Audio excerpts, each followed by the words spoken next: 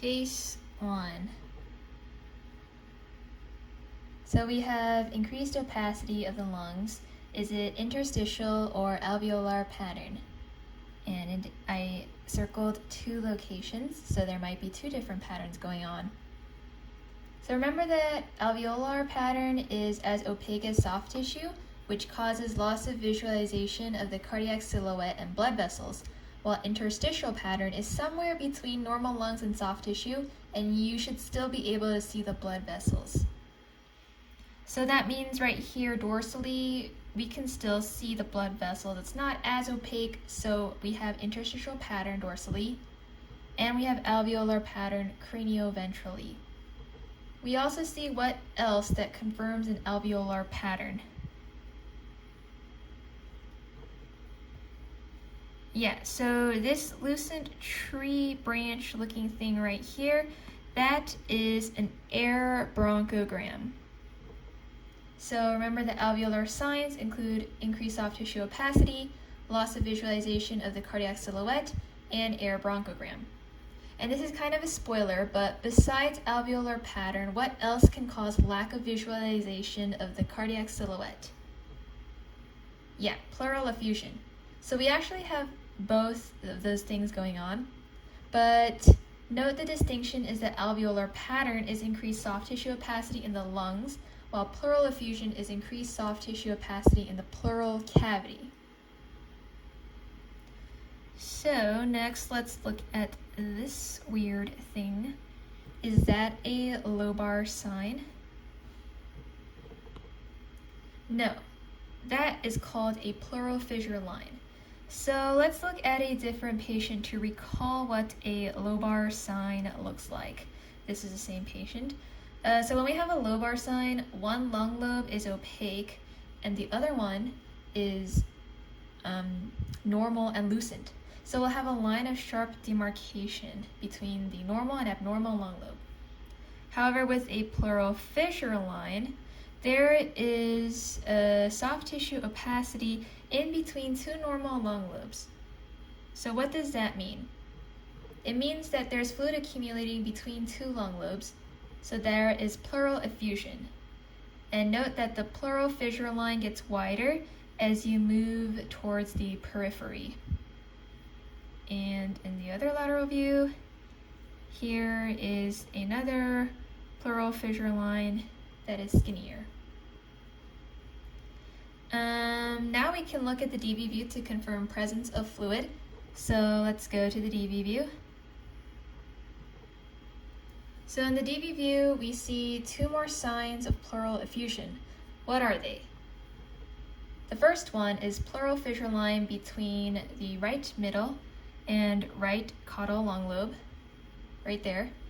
And there is a pleural fissure line kind of crossing over the ribs. It's a little bit hard to see, but it's between the right cranial lung lobe and right middle lung lobe. So that's one sign. What is another sign of pleural effusion?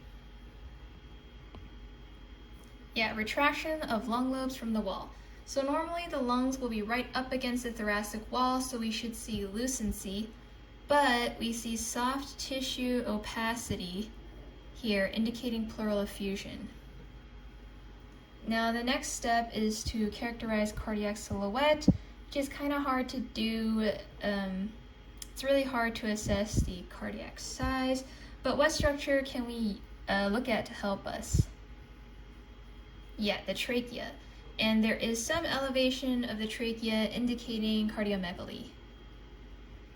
Now some other last signs we can look at is, it kind of looks like there's some hepatomegaly because the liver is extending beyond the last rib, but actually this patient is just well inflated. There's some flattening of the diaphragm and there's distance between the diaphragm and the cardiac silhouette. So it's just that this patient is well inflated and that could be pushing the liver back. Also, this weird distance between the ventral abdomen and the liver is just falciform fat, so this cat just has an increased body condition score. And on the DV view, It's kind of hard to see the pulmonary vessels. They may be mildly enlarged. But anyways, turns out this cat had a congestive heart failure, CHF, and is the CHF right or left-sided? So based on the pulmonary changes we saw, it is left-sided congestive heart failure. And also the trend is that in dogs, pleural effusion is usually associated with right-sided CHF, but in cats, it can be left-sided CHF due to difference in drainage of the pleural space between species. So what would be our next step? It would be to perform an echocardiogram. Case 2. But before we move on, let's go look at our notes from VET408, and these are just a couple of signs of pleural effusion. You can pause the video to go through them because the future cases, the remainder of the cases for this discussion are going to deal with pleural effusion. So, case 2. Let's start off with the DV view. What is the most striking abnormality here? Yeah, so it's going to be the increased soft tissue opacity on the right side. We barely see any aerated lung opacity, and it's very asymmetrical because the left side is looking pretty good. The only weird thing on the left side would be that, maybe the pulmonary vessels look a little bit enlarged. Is the soft tissue opacity on the right inside the lungs or inside the pleural space? Well, we don't really see the lungs at all. It's not like there's any visible air bronchogram or lobar sign, so it's probably not an alveolar pattern. Also, an alveolar pattern tends to be more patchy and compartmentalized because the lungs have many small compartments, whereas pleural effusion is more homogeneous and diffuse, kind of like what we're seeing here, which makes sense since the pleural cavity is just one big space.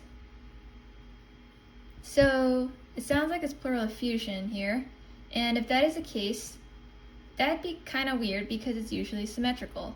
The fact that it's not really affecting the left side is very telling, so just keep that in mind. When we go to the lateral view, we can look for more confirmation that there is pleural effusion going on. Remember that it causes decreased visualization of the cardiac silhouette. Also, we see this increase in soft tissue opacity between the thoracic wall and the lung lobes, and it's broad-based, which means that it's right up against the body wall. So that's just confirming that it is outside the lung in the pleural space rather than a lung mass inside the lungs. What is this? Yeah, that is a pleural fissure line. What is the significance of this area? So these are lung lobes, and they have rounded margins indicating retraction. And some other abnormal signs would be that the trachea looks mildly elevated. We might have a little bit of hepatomegaly, kind of a big stomach, but the more interesting findings would be the pleural effusion signs. So in summary, we have a large amount of right-sided pleural effusion, and on the left side, it's just enlarged pulmonary vessels. So when we get an asymmetric effusion like this, that means that the fenestrations that usually connect the right and left side is obstructed. And one type of condition that leads to that obstruction is when you have very chronic inflammation with fibrin. That explains why the left pulmonary vessels are enlarged.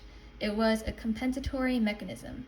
Due to the fibrin obstruction, it wasn't circulating blood through the right lungs well, so it sent all of the blood instead to the left lungs, since only the left side was really aerated.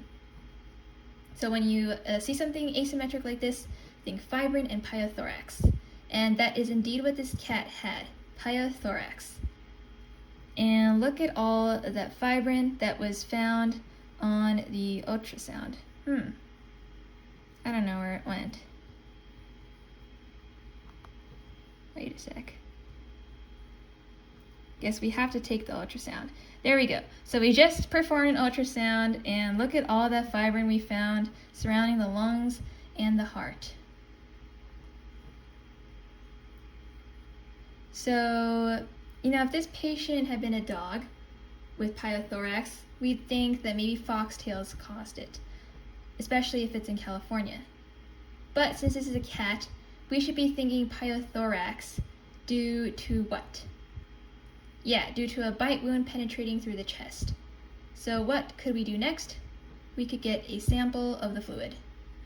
Case 3. So let's start off with the DV view. It looks very asymmetrical with increased opacity on the right side, and for the same reasons that we discussed in the last case, stuff like homogeneous soft tissue opacity, lack of an air bronchogram, increased opacity between the thoracic wall and lung lobe, indicating retraction of the lung lobes. We're thinking that there is pleural effusion going on. And what is that?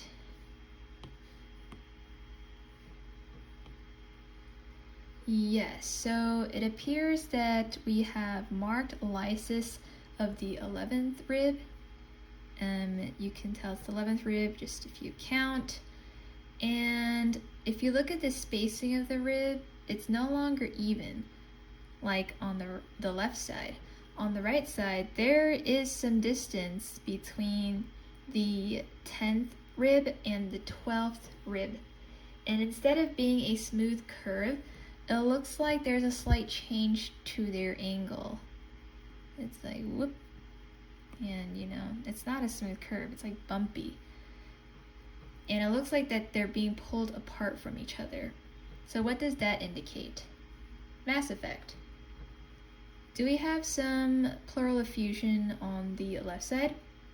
Yes, it's not as bad as the right side, but we do have some retraction of the lung lobe from the thoracic wall, and also rounding of the lung margins caudally indicates retraction. So the effusion here managed to make its way across to the other side. If we go to the lateral view, we can see increased opacity ventrally and retraction of the lung lobe. What is this? Yes, pleural fissure line. We can also see it on the other lateral view.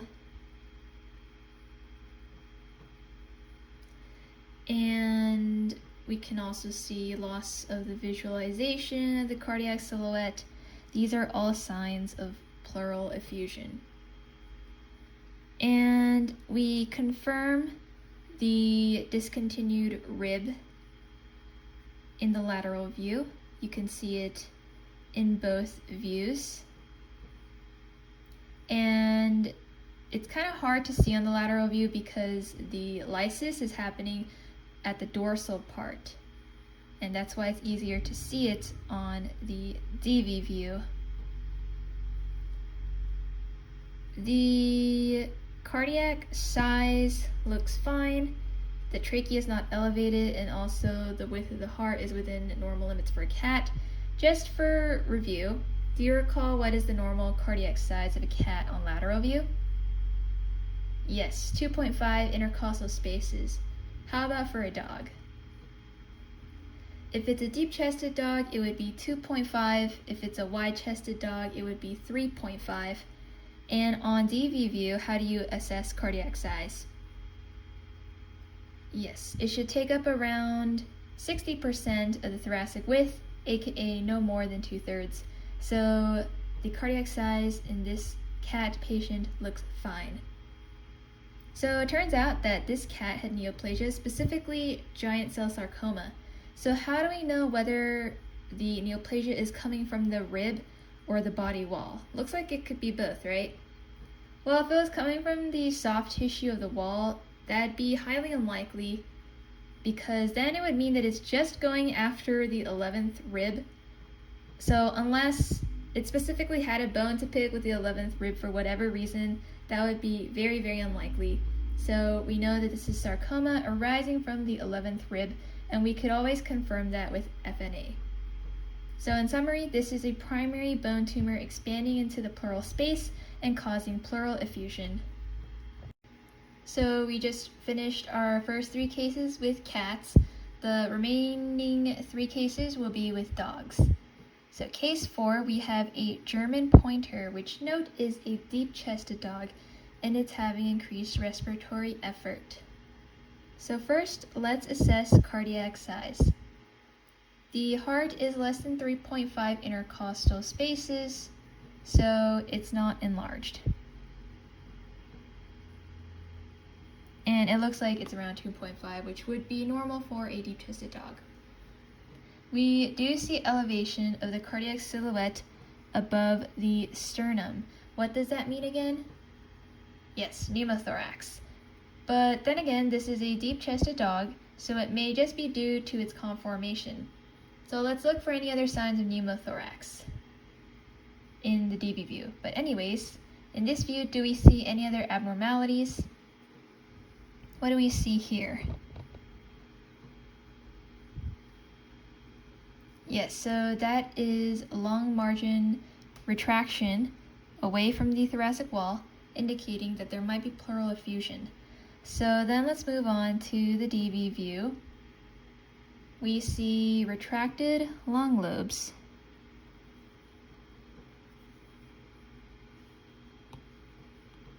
Retracted lung lobes away from the thoracic wall on both sides. And we also see this pleural space here without any pulmonary detail. It's just lucent darkness, aka just air. So indeed, we have pneumothorax. Also, just a note, be careful not to mix the lung margins with these, which are skin folds. So let's go back to the right lateral view. We see the lucent area between the sternum and the elevated heart, which we now know is pneumothorax. But what is this increased soft tissue opacity here? That is an enlarged sternal lymph node due to inflammation, and the sternal lymph node drains the pleural cavity, just FYI. We also have increased soft tissue opacity here at the caudoventral aspect of the pleural space. So that, spoiler, but it's suggesting abscess or granuloma.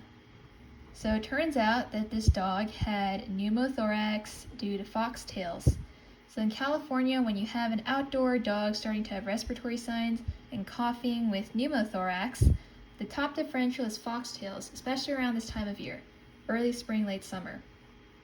So pneumothorax means that there is gas inside the thoracic cavity, and the gas has to be coming from somewhere. It can either be from outside, it could be a penetrating sticker arrow, causing air from outside to come inside, but then that would only lead to little bubbles of fluid, not massive pleural effusion like we're seeing here. So it's most likely not coming from outside. It's probably coming from lung pathology or an injury, such as a migrating foreign body like foxtails, which causes fluid and inflammation and granulomas. So the story here is that the foxtail was inhaled while the dog was playing outside.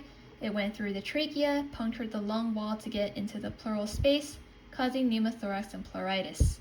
And it's really hard to see foxtails radiographically, so we often perform a CT.